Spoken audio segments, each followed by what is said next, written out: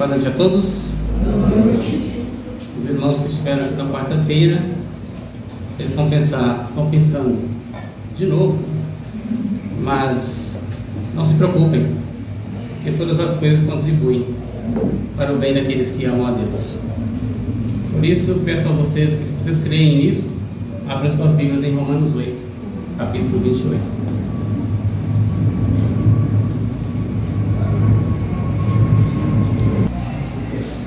Estarei lendo então para os irmãos. E sabemos que todas as coisas contribuem juntamente para o bem daqueles que amam a Deus, daqueles que são chamados juntos segundo o seu propósito. Porque os que dantes conheceu também os predestinou para serem conformes à imagem de seu Filho, a fim de que ele seja o primogênito entre muitos irmãos. E os que predestinou, a estes também chamou. E aos que chamou, a estes também justificou. E aos que justificou, estes também glorificou. Oremos. Senhor, muito obrigado. Nós te louvamos mais uma vez por essa oportunidade de estarmos juntos para prestar esse culto, para poder te adorar, para poder te agradecer, para poder pedir que o Senhor se faça presente no nosso meio, que o Senhor aceite o nosso culto. Que o Senhor tenha misericórdia de nós, para que possamos ser agradáveis ao Senhor nesta noite. Olhando para a Tua Palavra, nós pedimos a Ti a Tua capacitação, que o Teu Espírito Santo possa nos guiar, para podermos compreender esse texto conforme o propósito para o qual ele foi escrito.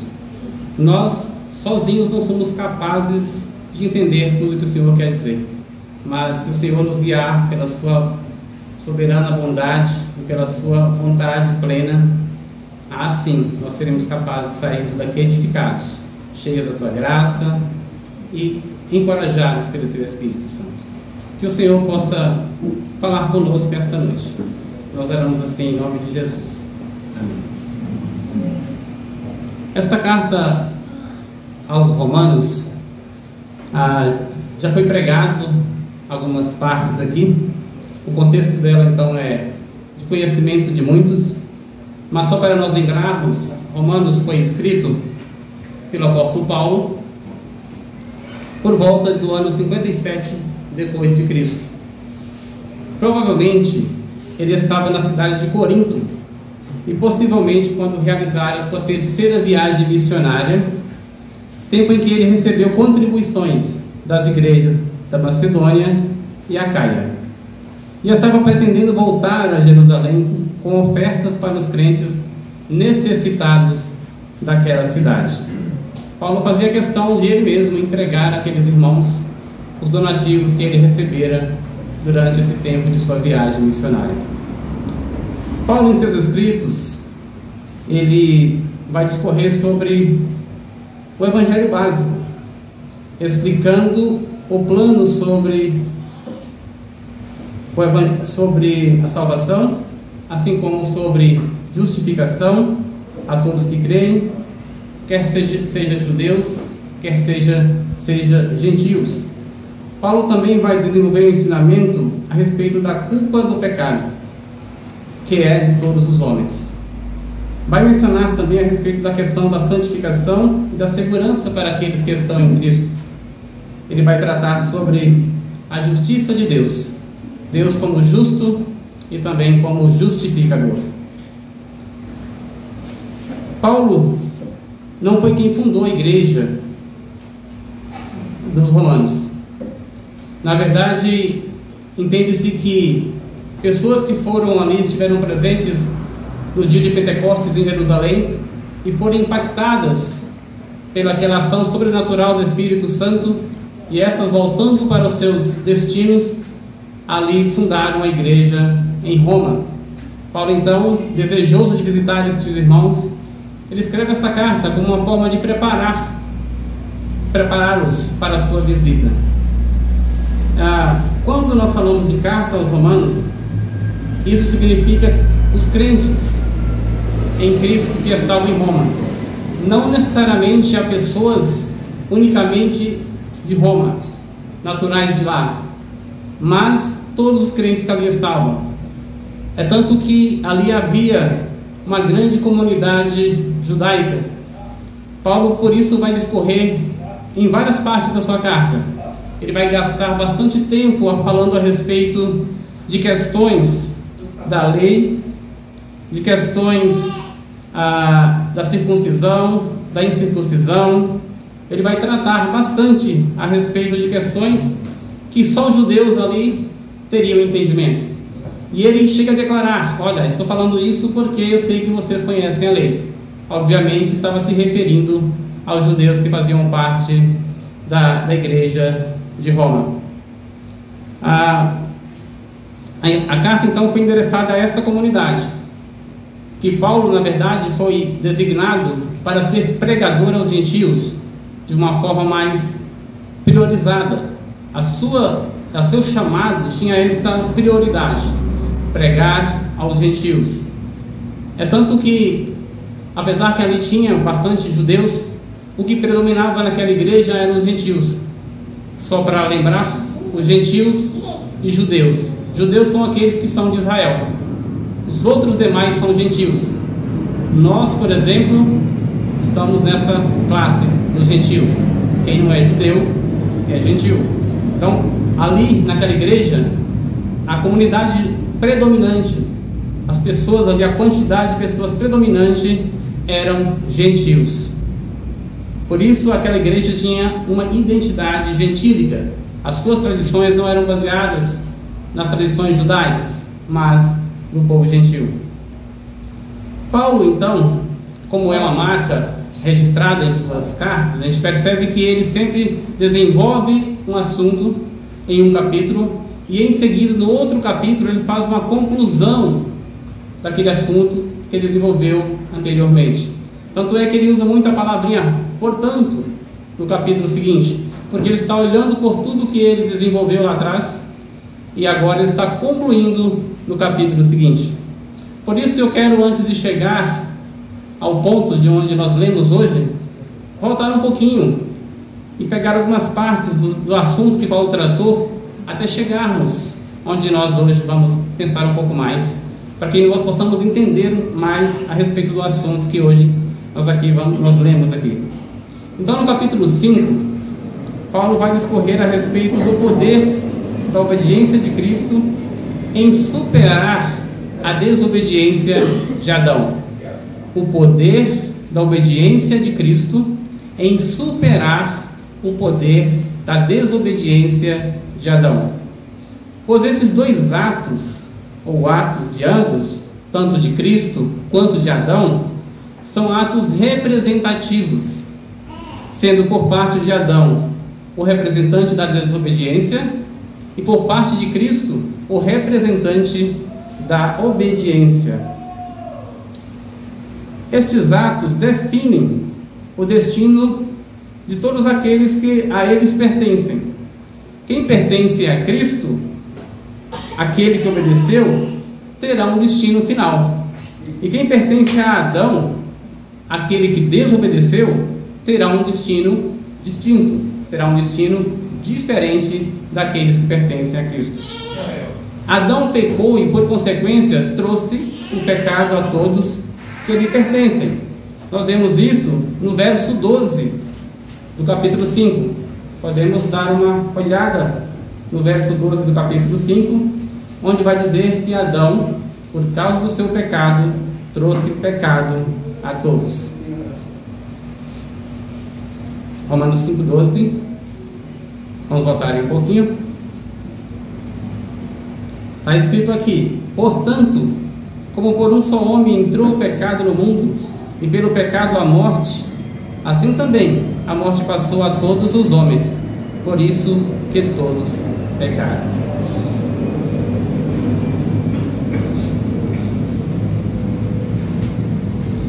Por sua vez, Cristo, através da obediência, trouxe justiça e vida para aqueles que lhe pertencem. Isso nós vemos no verso 18, parte B, deste mesmo capítulo 5. Romanos capítulo 5, parte B do verso 18, vai dizer que Cristo, diferente de Adão, foi obediente e trouxe justiça e vida para aqueles que lhe pertencem. Está escrito assim: por um só ato de justiça veio a graça sobre todos os homens, para a justificação de vida. E também, no verso 19, na parte B, vai dizer: assim, pela obediência de um, muitos serão feitos justos, falando de Cristo. Assim também, por um só ato de justiça, veio a graça sobre todos os homens, para a justificação de vida.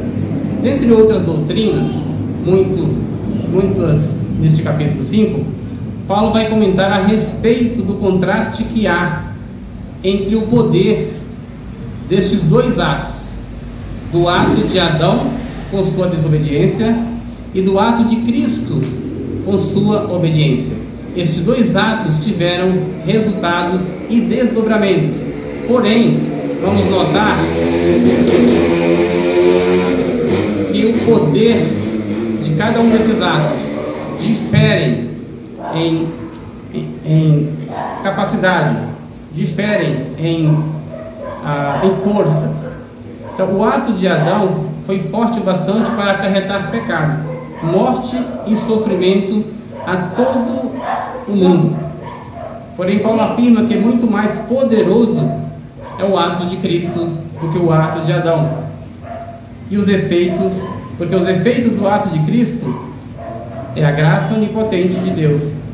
Os efeitos do ato de Cristo trouxe graça, trouxe justiça e trouxe perdão. Os versos 15 vai falar a respeito deste poderoso ato de Cristo e os seus efeitos.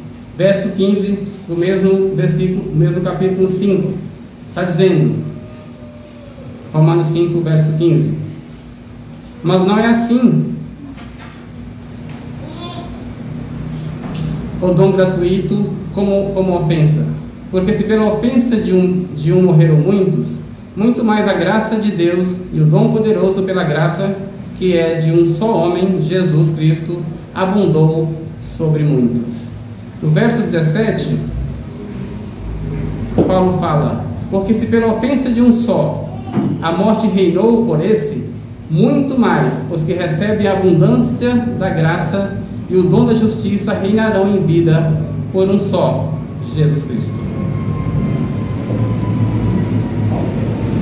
Através de Cristo, cuja graça é muito mais poderosa, ela foi suficiente para superar os efeitos da transgressão de Adão. Então, cada ato teve um desdobramento, tanto de Cristo quanto de Adão. O de Adão trouxe pecado, trouxe morte, trouxe sofrimento, mas o de Cristo, muito superior ao de Adão, trouxe justiça, trouxe libertação, trouxe vida. No capítulo 6, que segue, Paulo vai convidar os crentes de Roma a uma reflexão de qual deveria ser a postura destes diante desta nova realidade que eles experimentam, pois estão libertos do poder e da escravidão do pecado, e estão fora do alcance da condenação, pois a graça os protege, uma vez que pela fé estão livres da culpa do pecado. Então Paulo, para que esses irmãos possam refletir a respeito desta grande bênção que experimentam, desse privilégio que o Senhor nos concedeu, ele pergunta: continuaremos pecando para que a graça aumente? Apontando que a graça de Cristo foi abundante o suficiente para desfazer a consequência do pecado de Adão. Mas ele diz: e agora? Continuamos pecando para que esta graça continue aumentando? A resposta obviamente é não. E ele justifica, ele diz: olha, se estamos em Cristo, morremos para o pecado. Como podemos continuar vivendo nele? Ou seja, no pecado. Paulo quer ensinar aos crentes de Roma que agora eles pertencem a outro domínio, a outro regime.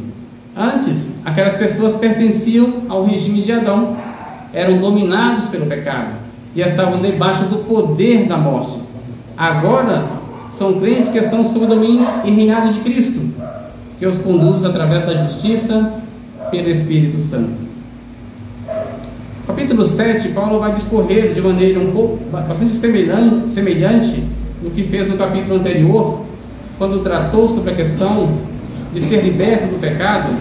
Agora ele vai tratar da questão de ser liberto da lei através do corpo de Cristo e passar a pertencer a este Cristo, por meio de quem adquiriram vida no Espírito.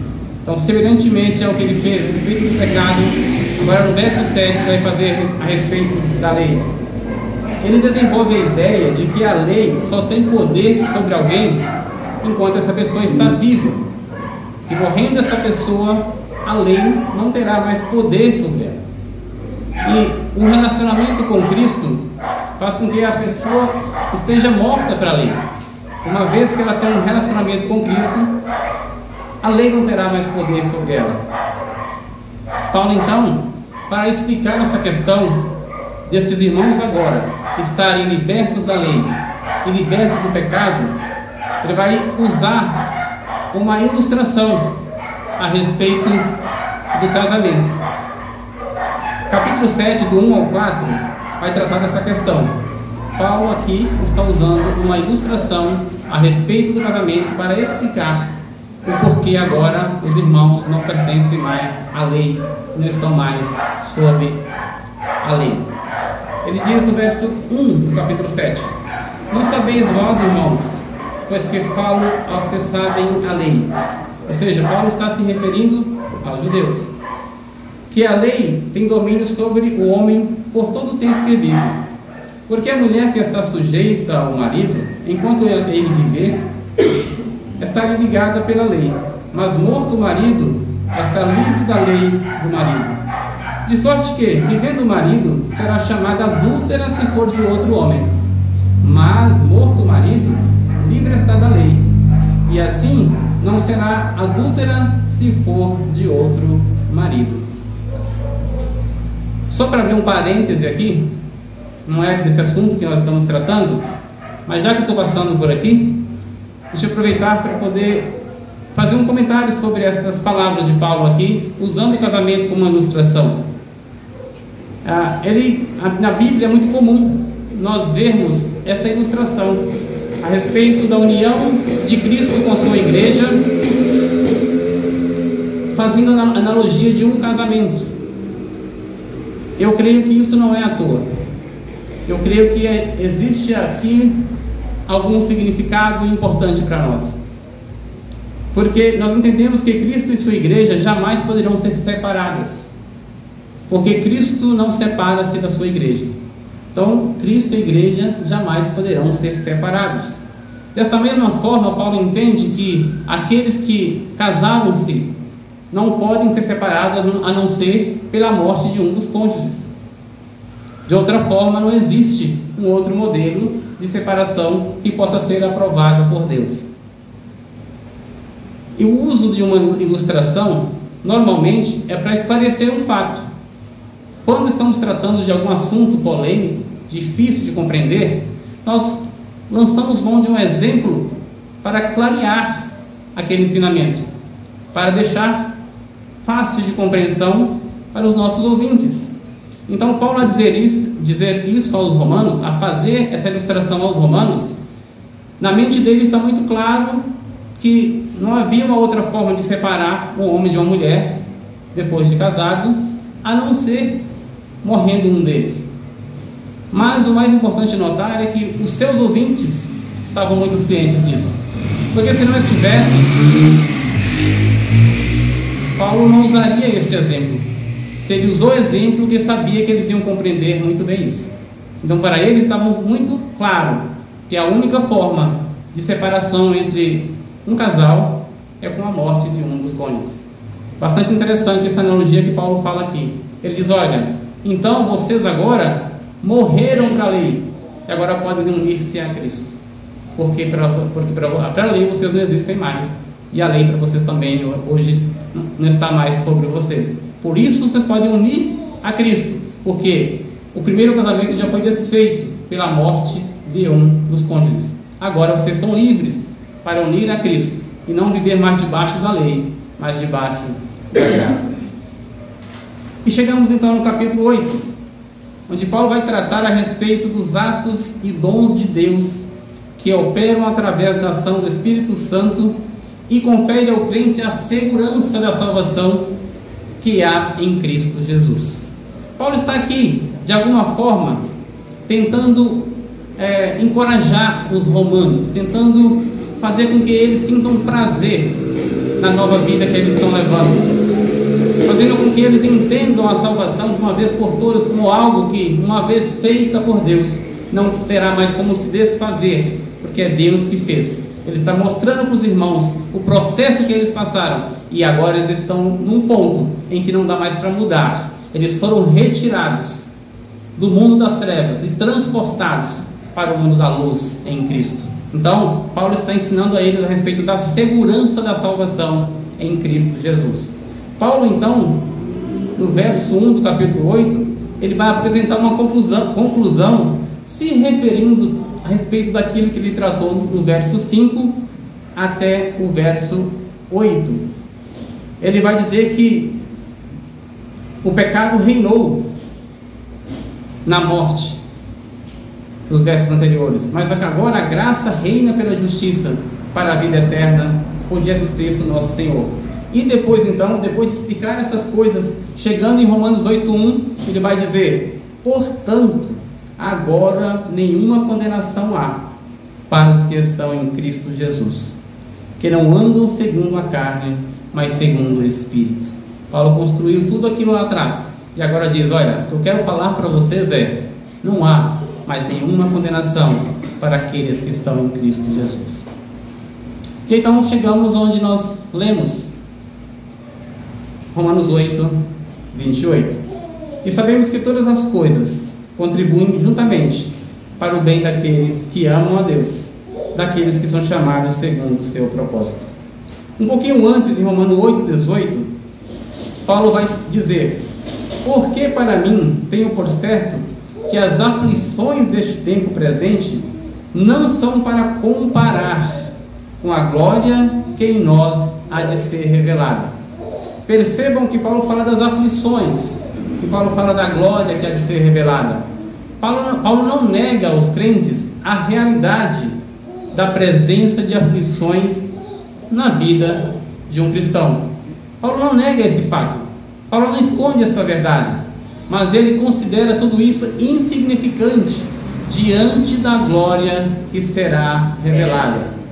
Esta glória que ele está falando é a respeito do valor inestimável da glória que há de ser revelada, ou seja, da majestosa presença de Deus, que estará visivelmente no meio do seu povo, assim que, como Cristo, também tivermos no futuro nossos corpos glorificados.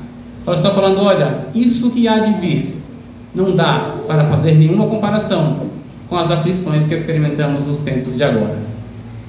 Dentre outros argumentos de Paulo que apontam para a garantia da salvação aos crentes, em razão da habitação do Espírito Santo nestes que estão em Cristo, ele traz então este verso 28 para somar aos seus muitos argumentos. Então ele diz: e sabemos que todas as coisas contribuem juntamente para o bem daqueles que amam a Deus, daqueles que são chamados segundo o seu propósito. Então, dentre muitos temas que caberiam aqui nesta pregação, eu sugiro um tema que diz: a segurança da salvação para os que estão em Cristo deve impactá-los com gratidão e com temor ao Senhor. A segurança da salvação para os que estão em Cristo deve impactá-los com gratidão e com temor ao Senhor. É interessante que nesse verso 28 nós observamos que Paulo, quando trata das coisas que contribuem, ele fala isso de uma forma generalizada. Ele diz: todas as coisas contribuem. Ele traz um conceito generalizado quanto a este fato. Mas que coisas são essas? Olhando para este prisma, nós não devemos desprezar qualquer e toda situação que nós experimentamos, qualquer e toda situação que a vida nos impõe, sejam boas, sejam ruins, ou até mesmo desesperadoras. Todas essas coisas convergem para o bem daqueles que estão em Cristo. Neste caso, então, é preciso nós estarmos atentos. É preciso a gente perceber o que está acontecendo em nossa volta e conosco.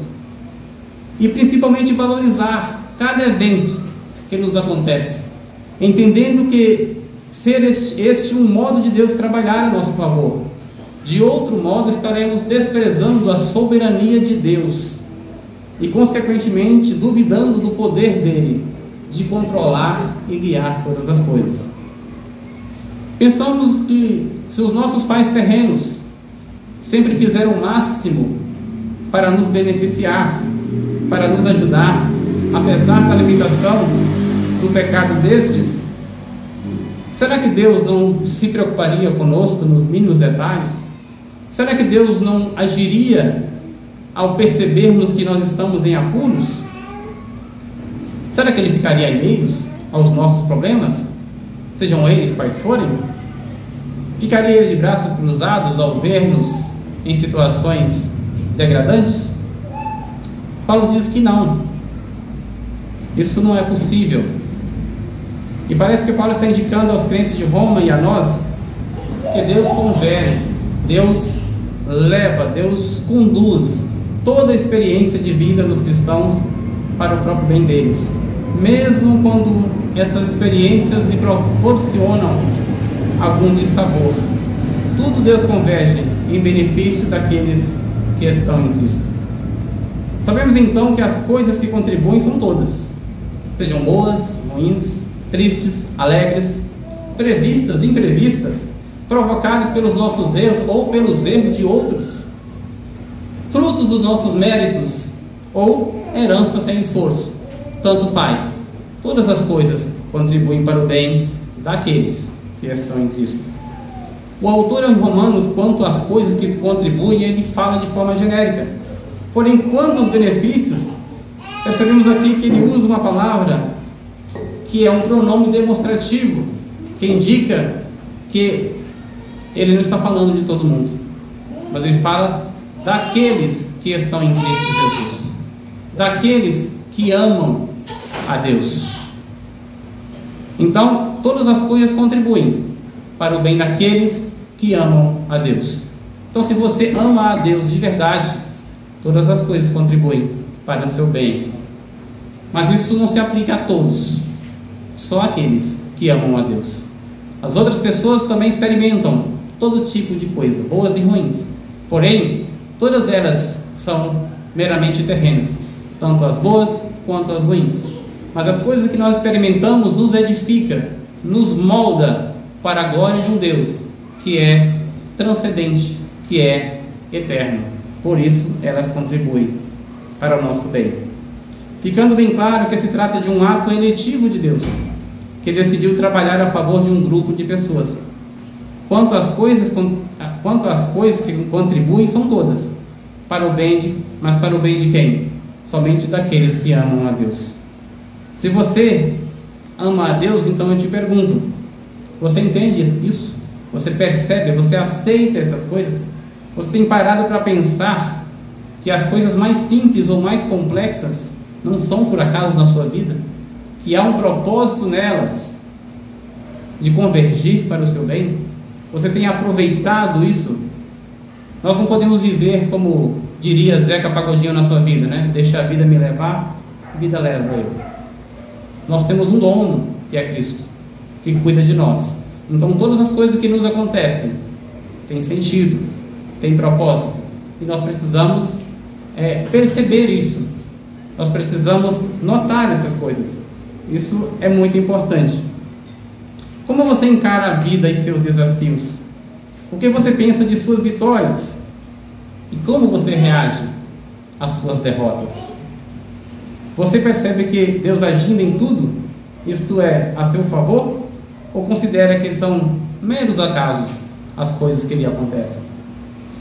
Mas Paulo traz mais um aspecto ou uma característica daqueles que são beneficiados por todas as coisas. Ele diz: eles amam a Deus, mas também são chamados segundo o seu propósito. É mais uma manifestação da eleição de Deus. Estes que amam a Deus, estes com os quais todas as coisas contribuem para o seu bem, eles foram chamados por Deus. Este chamado não é apenas algo feito à distância ou sem pretensões concretas, deixando a critério do ouvinte atender ou recusar. Não, se trata de algo muito mais profundo. Não é algo meramente superficial, mas aquele que chama é o mesmo que elege. Aquele que chama é o mesmo que vocaciona, que convence. Este é o chamado eficaz de Deus, onde aquele que é chamado recebe graça tão abundante que não pode resistir. Só pode receber sim a fé, só pode receber sim, responder sim para Cristo. Este é o chamado eficaz do Senhor. Muitos dizem aí que o crente, que os homens podem resistir ao chamado de Deus, e se não quiserem, nunca ouvirão o chamado. Não é bem assim que funciona. Podemos resistir um pouco, por um pouco de tempo, mas se de fato você é um daqueles que Deus decretou lá na eternidade que seria aquele que amaria ao Senhor, em algum instante a fé vai manifestar. Chamado segundo o seu propósito. O chamado de Deus não baseia em outra coisa a não ser na sua soberana vontade e para a sua própria glória. Não há razão para alguém achar que tem mérito porque foi chamado. Na verdade, o ser humano só tem deméritos, ou seja, só tem culpa, só tem pecado, só tem aquilo que não agrada ao Senhor. Mas Deus soberanamente decidiu escolher a muitos para serem salvos.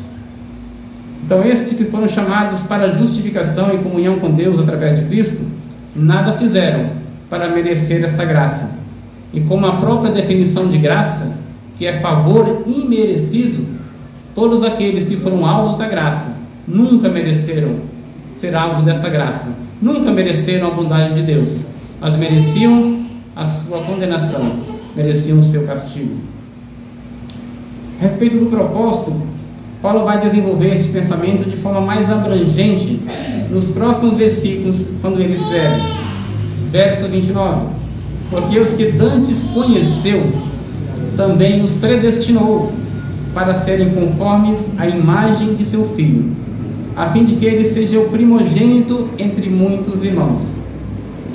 Para explicar o propósito do chamado, ele amplia a ideia trazendo mais dos atos realizados por Deus além de chamar. Paulo menciona: dantes conheceu e também predestinou. Então, ele está dizendo, ele chamou, mas conheceu previamente, conheceu antes e também predestinou. Aí ele revela o propósito de Deus para o qual Deus chamou. Por que Deus chamou? Para serem conformes à imagem de seu Filho. Este foi o propósito para o qual Deus chamou aqueles que amam a Deus, aqueles que estão debaixo da justiça, para serem conformes à imagem de seu Filho. A expressão dantes conheceu significa que este grupo seleto de Deus tem um lugar distinto nos planos e propósitos de Deus desde antes da fundação do mundo. Deus não chamou a pessoa quando ele se converte, quando ele manifesta a fé, mas ele já foi chamado antes da fundação do mundo. Esta é uma obra que Deus realizou antes de todas as coisas. E agora Paulo está dizendo: vocês, romanos, estão agora manifestando aquilo que o Senhor já havia decretado lá na eternidade. Vocês são o resultado, não do que vocês fizeram, mas vocês são o resultado do que Deus fez de antemão. Deus também os predestinou para que cumprisse o seu propósito de serem conformes à imagem de seu Filho. Paulo está dizendo aos crentes de Roma que eles deviam ter a aparência de Cristo, não apenas como humanos, mas na forma, no sentido de estar em conformidade com o caráter do Senhor Jesus. Como o modelo, eles deviam olhar para Cristo como modelo, como padrão, e assim deviam adequar suas vidas de acordo com este modelo, ou seja, estar em conformidade, não em oposição, imitar a Cristo, seguir a Cristo e não se desviar dele. Como poderiam viver assim? Imitando a Cristo, sendo justos, como Ele é, compassivos, como Cristo é, mansos e humildes, assim como Jesus, e principalmente sendo obedientes ao Pai, assim como Cristo foi obediente ao Pai até a morte. Sendo obediente, você vai desfrutar do temor do Senhor, que é a fonte de toda a sabedoria, de onde nascem todas as virtudes que devem se fazer presentes na vida dos cristãos. O temor do Senhor é o princípio da sabedoria. O temor do Senhor produz obediência. E esta obediência, a partir dela, vamos saber viver com sabedoria, aplicando todas as virtudes que devem permear a vida de um cristão. Ele vai dizer que Cristo é o primogênito entre muitos irmãos. Na realidade, todas essas coisas que Deus fez, chamou, justificou, predestinou, glorificou, deve convergir em algo maior e mais excelente, que é apresentar Cristo como mais alto em hierarquia dentre muitos irmãos. Então, essas pessoas que foram chamadas, predestinadas, justificadas, elas foram inseridas na família de Deus. E nesta família, Cristo é o cabeça, Cristo é o supremo, Cristo é o maior, é o mais exaltado dentre os irmãos que fazem parte da família de Deus. Então, todas essas coisas que Deus fez foi para a glória do próprio Cristo. Este foi quem cumpriu, foi Cristo que realizou aquilo que Deus havia decretado. Foi em Cristo que isso foi possível. Por isso agora, esta família conquistada por Cristo, que é a família de Deus, deve exaltá-lo como cabeça, deve tê-lo como modelo, deve obedecê-lo, deve segui-lo. Cristo deve ser o alvo da honra e do louvor de todos esses. A Ele todo o mérito por tudo que fez. Colossenses capítulo 1, verso 18, por exemplo, Colossenses 1, 18, que eu vou ler para ganharmos tempo. Paulo escreve: e Ele é a cabeça do corpo da igreja, é o princípio e o primogênito dentre os mortos, para que em tudo tenha a preeminência ou a supremacia, falando de Cristo. E Ele é a cabeça do corpo da igreja, é o princípio e o primogênito dentre os mortos, para que em tudo tenha preeminência. No verso que segue, que é no verso 30, Paulo vai fazer menção de mais dois atos que Deus realizou em favor de seu propósito. Verso 30, Paulo diz: e aos que predestinou, a estes também chamou, e aos que chamou, a estes também justificou, e aos que justificou, a estes também glorificou. Predestinou, ou seja, destinou de antemão, apontou o caminho na direção que leva o cumprimento do seu propósito, e conduziu, guiou para que isso não pudesse falhar. Deus justificou. Aqueles que foram predestinados e chamados recebem a abundância da graça e o dom da justiça em Cristo. Estão então justificados diante de Deus. E como Paulo disse anteriormente, não há mais nenhuma condenação para estes que estão em Cristo. Foram justificados. Justificar significa ser considerados justos. O pecado os fazia injustos diante de Deus. O pecado os fazia condenados. A lei apontava o pecado. A lei servia para ressaltar os pecados, para fazer com que o pecado fosse mais visto, porque sendo imposta a lei, os homens não conseguiam cumprir a lei e consequentemente faziam o contrário da lei, e os seus pecados se tornavam mais visíveis. A lei não era capaz de fazer com que o homem cumprisse a si própria. Aquilo que a lei não pôde fazer, Cristo fez. E agora estamos debaixo da justiça de Cristo. Não há mais nenhuma condenação. E também glorificou. Este é o último estágio na vida do crente. Logo será o mais glorioso, por isso deve ser o mais aguardado, o mais ansiado. Será quando, à semelhança de Cristo, nós alcançaremos a plenitude e teremos nossos corpos glorificados. O apóstolo Paulo citou no verso 18 e disse que não pode ser comparada com as aflições do tempo presente essa glória que há de ser revelada quando formos glorificados. Eu quero então concluir esta noite dizendo que todas essas coisas, as coisas que Deus fez, todos esses atos de Deus no chamado, na predestinação, na justificação e na glorificação, devem produzir em nós gratidão e alegria. Entender que Deus já realizou isso. Isso são coisas que não vão acontecer com os crentes, mas que já aconteceram. Quando Paulo usa a expressão daqueles, isso significa que Paulo não está falando ao interlocutor que está próximo dele. E não se trata da distância dele com os crentes de Roma, mas daqueles significa daqueles que lá na eternidade Deus decretou como sendo o seu povo. Isso aqui para Deus está muito claro. É algo feito, é algo acabado. Deus já chamou, Deus já glorificou, Deus já justificou aqueles que são seus. Nem todos ainda se manifestaram, muitos ainda se manifestarão, mas para Deus tudo já está pronto e acabado, e nada poderá ser mudado nesse sentido.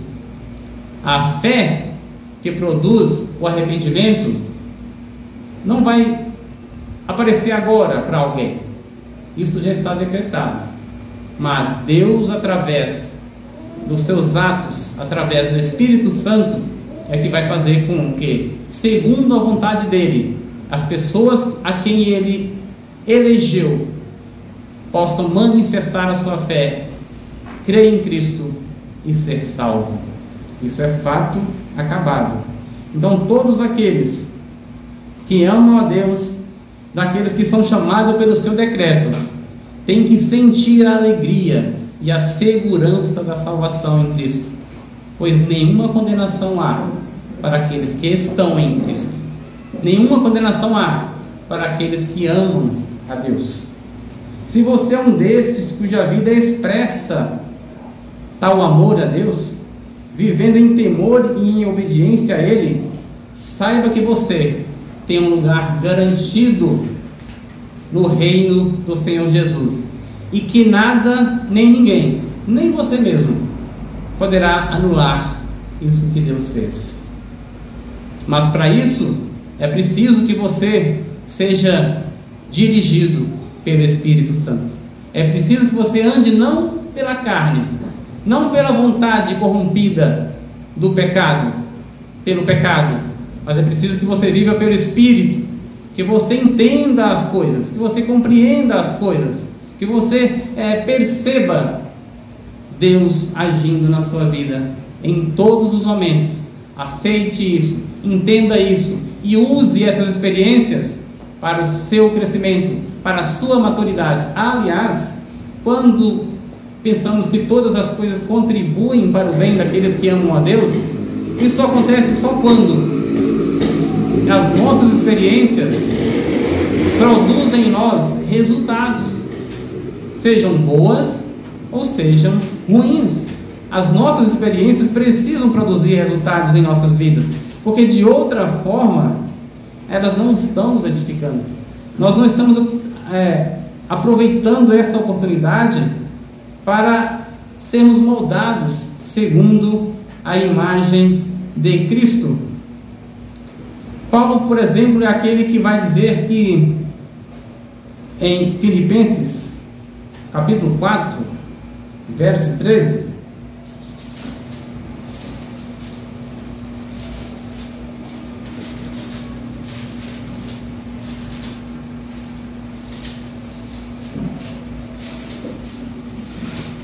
Filipenses 4,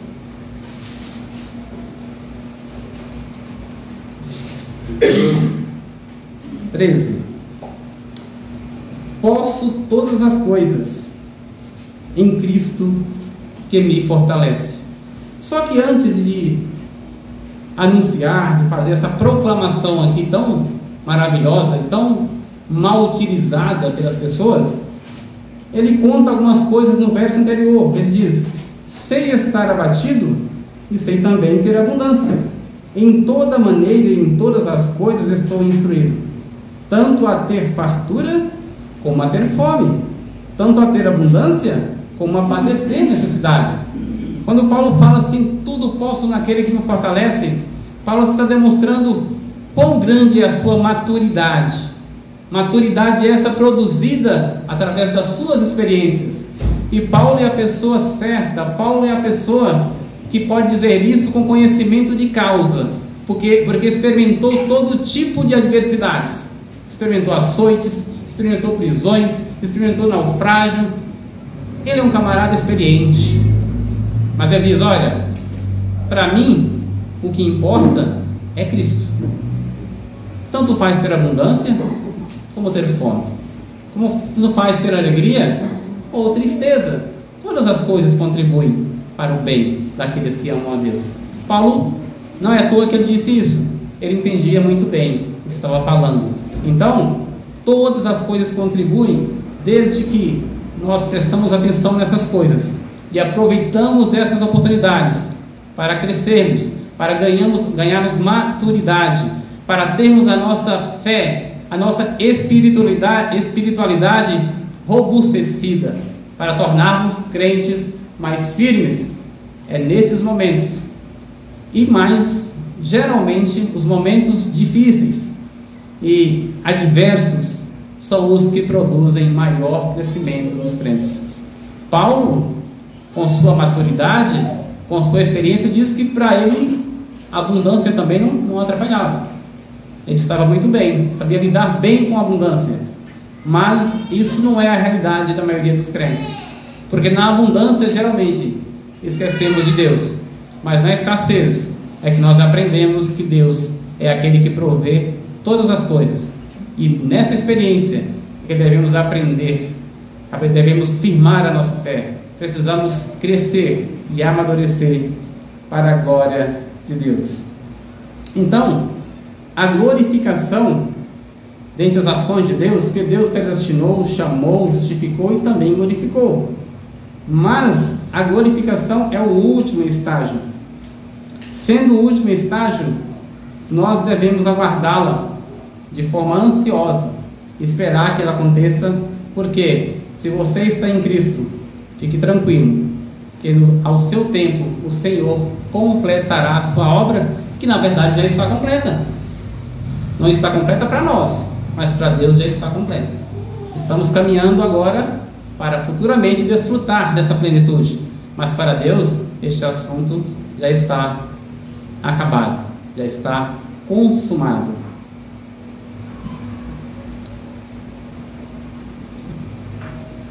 Lembrando que ao alcançar a plenitude dessa graça em Cristo, com o corpo glorificado, você não será um Deus, tá? Você não será um anjo, você será um homem, mas agora não sujeito mais à corrupção do pecado. Lembre que lá no céu existem coisas que a gente não sabe aqui, é provável que lá também não saberemos, porque Deus continua sendo Deus e nós continuaremos sendo suas criaturas.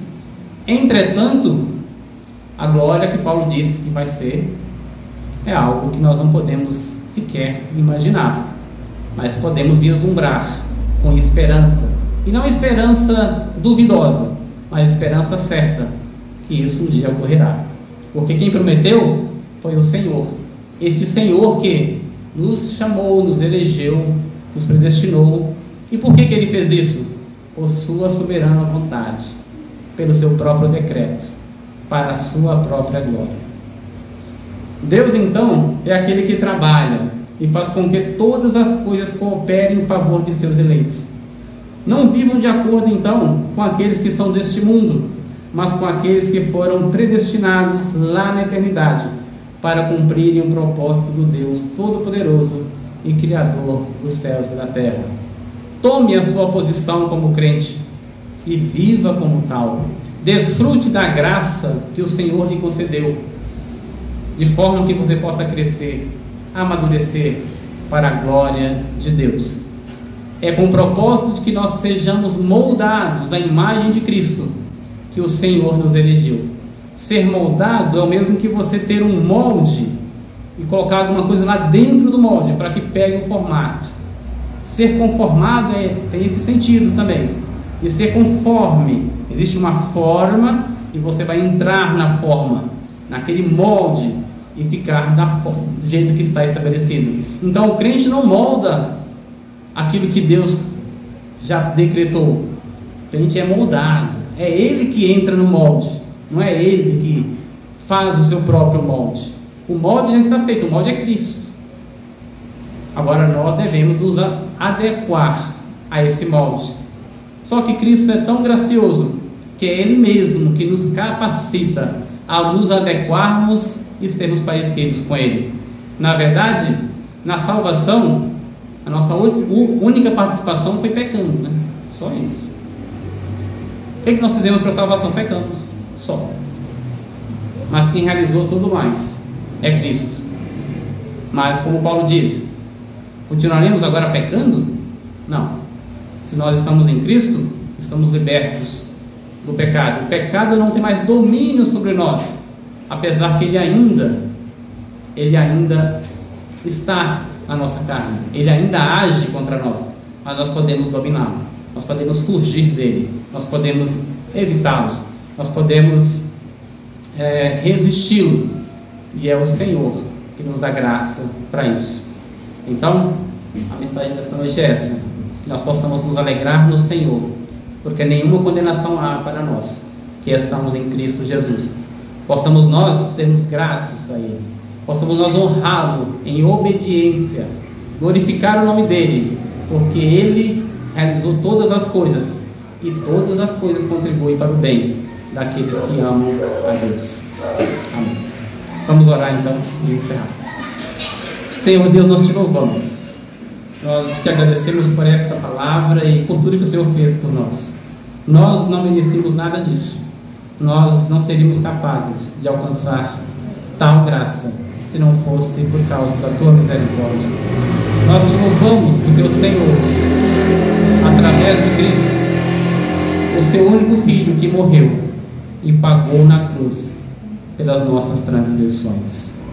Faça de nós, Senhor, assim como de fato somos por causa de Cristo, homens e mulheres obedientes que expressam o caráter de Cristo, que possamos crescer, que possamos amadurecer, e que a luz que está sobre nós possa brilhar, não para a nossa glória, não para a nossa vaidade, mas para que pessoas possam perceber que entre nós e sobre nós existe algo especial, por causa daquele a quem servimos, por causa daquele a quem pertencemos.